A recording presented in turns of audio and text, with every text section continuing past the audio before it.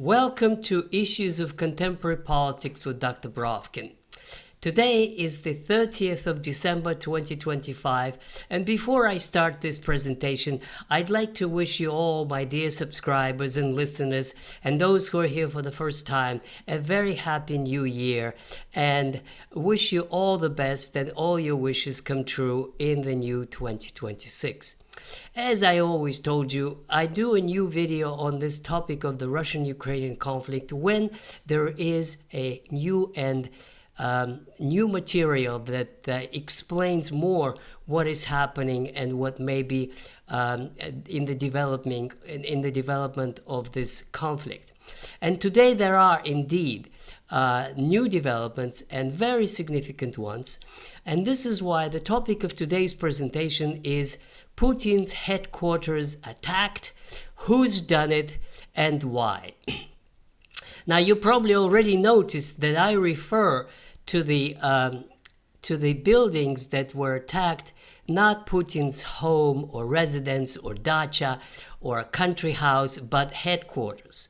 And this is for a reason, because at a closer examination, the drone attack was at a huge area that comprises 80 buildings that has command and control functions, that has very, very sophisticated air defense system with S-400s at the service, that has bunkers that can withstand a nuclear assault, from which Putin can, if need be, issue command and control to the armed forces. In other words, this is not just a residence.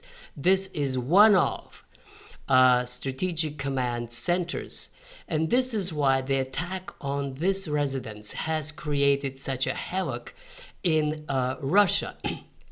As you are familiar, the Russians are furious about it. The Duma deputies called it a terrorist act that changes everything.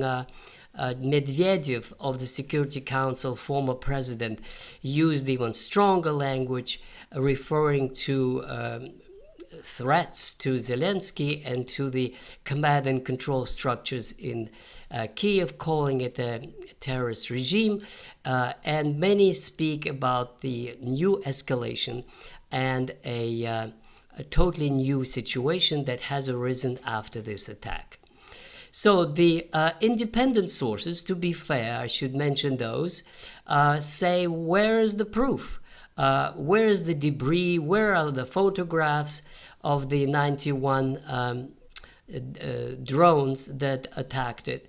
And of course, President Zelenskyy completely denied any involvement of this incident, of this attack that is called presumed attack, and then even casting doubt whether there was any attack at all. Well, the answer, of course, to why there is no debris is that if it is a command and control center, then of course the Russians wouldn't want to show any information whatsoever about the terrain, about the debris, about anything that is classified, because that could help those who did the targeting to be more precise next time. And that is why it actually amplifies that the attacked point was anything but a residence or a country house, but a heavily fortified command and control center. Now, the political fallout is enormous, and this is why it's important to figure out and to discuss now who is behind it in terms of their overall strategy. What do they want? And as usual, I start with the four major players or actors in this unfolding drama. What does Zelenskyy want? What does Trump want? What do the Europeans want? And of course, what is Putin's plan? What does he want to do right now in the current circumstances? given that this provocation or this action took place. Let me start with Zelenskyy. Zelenskyy just went to Mar-a-Lago and spoke to President Trump. And of course, analysts discuss his behavior, his body language, the fact that he referred to his 20-point plan, and that Trump never mentioned any 20-point plan. The fact, of course, that there was no agreement, no matter how many percentages they say separate them from the agreement, there is no agreement. That's fact number one. Fact number two, Zelenskyy did get the money from the European Union. He's got 50 billion euros, not 90, as I discussed in my previous videos. 40 of those 90 go to pay the debts for the previous loans. So he's got a loan that the Europeans would have to pay for themselves because they can't touch the Russian money, as I also discussed in my previous videos. But at least he's got 50 billion, which is enough for 2026. Now, of course, they need, as I also discussed, 10 billion a month. But if they're careful, they can stretch it out to the end of 2026. So he's got the money, he's got the political support of the European Union and UK. He may keep buying weapons. Americans don't object for that. And that means that he can extend his survival for the foreseeable future. He also, in terms of his calculations, probably understands that Russian advance is unfolding, but it is relatively slow. It took them at least half a year to take Pokrovsk. And so Zelenskyy may well hope that he could stretch it out for months. He's got the money and he's got the time, and therefore his strategy obviously is to talk sweet to President Trump and to politely disagree and then invent excuses so that the war goes on and his survival goes on, and so that he can drag it out until November 2026. And that's the hope, is when there will be elections to the United States House of Representatives, and the big hope of Zelenskyy and of the Europeans and of the Democrats in the US that they win. And in that case, that would be the survival of Zelenskyy, because the Congress controls the purse and they can vote new money and new weapons and bring the Humpty Dumpty together again. That's the hope. And it is quite logical and reasonable that Zelenskyy would grasp at anything as long as at the end of the tunnel there is a prospect of survival. So that's what he's for, to keep talking about various postponements, including referendum and elections, anything to drag the time until November 26. Now, let's turn to President Trump. His public posture, we know very well. Stop the war because there's casualties and because too many lives. Of course, lives are very important, but it had never actually bothered Trump when lives were wasted in Gaza. He never talked about necessity to stop the war because you need to save lives. So this is just the public posture. Why then? Why is Trump eager so much to persuade Zelenskyy and Putin to conclude a deal, as he puts it, or an agreement now? Well, here's my explanation. I think he wants a deal with Putin for various reasons that I already discussed in many of my previous videos. The great strategic plan is to refocus on China. The great strategic plan is to have a dominance, U.S. dominance in energy production.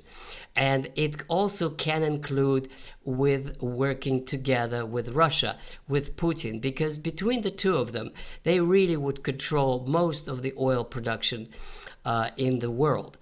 Now, also, there is a reorientation away from Europe, because European Union is led by the globalists, by those who want to continue immigration and the self-destruction course, and this is many other reasons well enunciated in the new American strategic document, which I discussed in a several video a couple of weeks ago. But most importantly, for the as far as Zelenskyy is concerned, my understanding is that Trump wants Zelenskyy out, because Zelenskyy is not willing to cooperate, because he's dragging out the time, because he doesn't allow Trump to walk away with a Nobel Peace Prize as a peacemaker, and he's trying to stretch it out. And therefore, it seems to be, has agreed to Putin's proposal to have new elections in Ukraine, so that there is a legitimate regime that one can sign a peace with. My also kind of a personal guess is that perhaps President Trump also hopes that with a friendlier regime in Kiev, he might be able to get more documents if he doesn't have them already, depending on how much he controls the domestic situation in Ukraine. More documents on Hunter Biden and on the corruption, not just generally in Ukraine, but in the corruption that could be tied to the Democratic administration. That would be really a boost for him before the congressional elections. That could well be one of those. And then, of course, his final, what isn't there for Trump, is to save money and to dump Ukraine burden on the European Union. I think this agenda pretty much explains his actions, at least the way I see it. Now, let me turn to the examination of Putin's latest statements and actions in order to interpret what is he trying to do. Now, the latest, of course, is that on the 28th of December, there was a public reports, televised reports of the commanders of the various parts of the front line in Ukraine to Putin. Now, the fact that it was public, or at least a certain segment of it was, demonstrates that this is what Putin wants to project, to show to the public. And what we have seen is that the various commanders said that this is how much territory we have taken now, and this is what we're going to do. And what they said they're going to do is to liberate all of Donbass in the next 2 or 3 months, and they're continuing their advance on Zaporozhye and on Kherson and on Sumy and on Kharkov, which means that the Russians are not going to negotiate away the gains of the Russian army. That would be impossible. And that is the message, that the offensive is continuing, and that no compromises will be made. The ones that were possible only half a year ago, when the proposal was to freeze the border on the line of contact in Zaporozhye and in Kherson. Now this is gone. Now it is quite clear that Putin is saying all of the 4 provinces will have to be Russian if there is a deal. But this is not all. There's much more to it. And the fact is that when I study the mood in the Russian army and the reports that are coming in and the discussions and the various interviews, it is becoming totally clear to me that the Russian army does not want to stop at the 4 provinces. They do want to continue. And their reasoning is easy to understand because it makes sense. Why leave this inimical regime at the Russian borders? why leave this kind of Ukraine, which sees itself as anti-Russia, which has in its constitution the desire to join NATO, which is eager to provide its territory to the British, who are eager to put their own military personnel together with the coalition of the willing. This is unacceptable. A victory is a victory, and we must march to victory, as the generals say. And that means there's a problem for Putin, because Putin has to, on the one hand, keep talking to Trump and not to appear that he is kind of wasting his time, on the one hand, and that means agree to a deal. And on the other hand, he cannot ignore the opinion of the army and of the generals and the basic public opinion in Russia. Now, let me just tell you, as a historian of Russia and of Putin, Putin has been very, very good about attuning his actions to the constituencies that he is dependent on. And that was his virtuoso performance that kept him in power for 25 years. He cannot ignore the mood of the army. He cannot ignore the fighters who have paid with their blood, and then to withdraw, let's say, from Kupiansk, which is in Kharkov province. In other words, he has to push on, and he knows it. But how to reconcile that with Trump's desire to conclude a peace agreement? And I think that this is what may happen. Putin, I think, is ready to conclude a peace agreement with Trump, but not with Zelenskyy. And the idea, it seems to me, that is crystallizing, that they both can accept, is that they make a deal and they sign peace, but with the proviso that it has to be a legitimately elected president. And that means new elections. And that means that there will be a signature of a legitimately elected president. However, and this is where I will stop, because this is where there are lots of unknown and unpredictable consequences if indeed there are new elections. First of all, there are people in Ukraine who want to remove Zelenskyy, which is Poroshenko and Kolomoisky and others, and Zaluzhny. And this is all in the camp of the nationalists. Then there are 11 banned political parties which will have to be unbanned or legalized, and they have their own preferences, as I discussed also before, Medvedchuk, those who are for a union with Russia. And then there are all kinds of other unpredictable consequences that may happen, and we will discuss it later if and when that happens. But let me just tell you one great example from American history. When President Lincoln was elected in 1861, South Carolina refused to recognize the legitimacy of that election and announced that it quits the Union. And then the other southern states followed, and what followed was a civil war, or the War of Northern Aggression, as the Southerners call it to this very day. Now that means that it's quite possible that Odessa province or Kharkov province or some other province would say, no, we're not recognizing this regime, and we quit, as Donbass did in 2014. In other words, new elections in Ukraine is very, very dangerous for a lot of people and a lot of changes that may follow.